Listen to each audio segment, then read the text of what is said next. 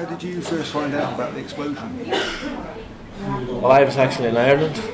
My wife Eileen phoned me 5 minutes after the blast. Found out what happened. Really, go ahead. And I was actually in bed, and it literally shook me out of my bed. This building actually shook. Both myself and my daughter came running out of our bedroom saying, "What was that?" Thinking that actually something had hit our premises. How far away was the explosion from the pub? How many yards is it? I'd say 1,000 yards, if that. Pretty close. Yeah. So what did you decide to do? So we walked over in that direction just to see if everyone was okay and is there anything we could do. And the police were actually cordoning off the area. The police worked fantastic. They were amazing how quickly they worked.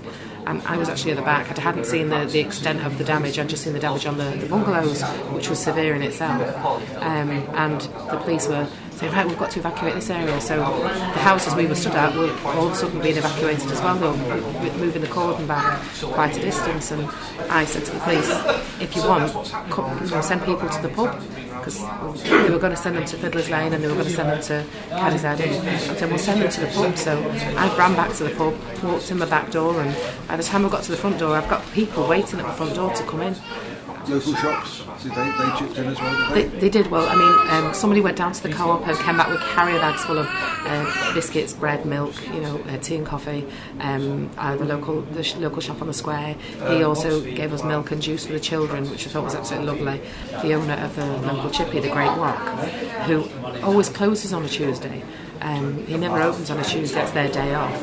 But he actually opened up that chippy and cooked enough fish and chips and curry and rice to feed everybody. It was amazing. It was outstanding. City West and the council, they got organised pretty quick, to try and get information for people. Obviously, there were a lot of hiccups, with regards to information as to what was going to happen, because we didn't realise that people were going to be kept out of the homes for 2 nights.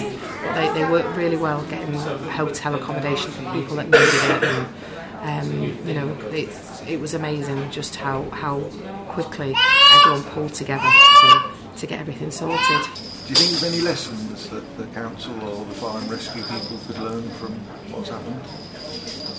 Well, I think every experience you learn, they'll learn lessons from. No matter what, everything you do, you learn from. And I'm sure they have learned, lessons on the way they acted and anything they can do to improve. But I can only sing the praises. They were amazing. They really were. The fire and rescue. We had the primary care trust in here, making sure that everybody had the medication that they needed, that they couldn't get back into the houses. Every consideration was given to people. They did as much as they possibly could, over and beyond, in my opinion. Your SPCA and animals, and yes, Alan from the Moss Fisheries, Moss Farm Fishery, he opened up his kennels. Anybody wanted animals looked after, not bring them up when he was sorting them out. Just everybody really. Everybody pulled together, didn't they? So what's going on today? Is it a coffee morning? Well, it was Eileen suggested we do a coffee morning for a Wednesday and a Thursday, along with Salford City Council and City West, just for residents to come in and, if they need advice on filling forms, claim forms, or just to see what's really happening since the blast and that. And we're doing it now for the next end of January. Wednesdays and Thursdays from 9 till 12. So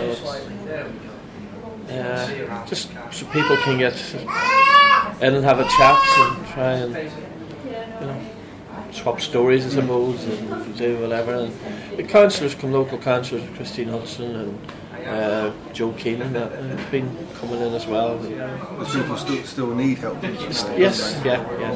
So they can come in, and pick up the leaflets, or if they need help and advice, it's there for them.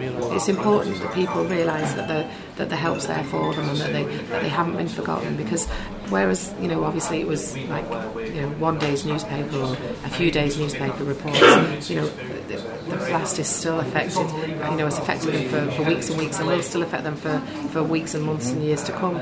I mean, it was an enormous thing, and it wasn't just the properties; it's the emotional, the way it affected them, the way it affected the children, and it's just so important that people are there to help them and support them, and that they know where they can find that help and support. And if they come in and talk to us or the council or City West, if we've not got the answers, we'll try and find it out for them. And it's just nice to be able to try. You become social workers, really. It's the role of being a landlord and landlady, anyway.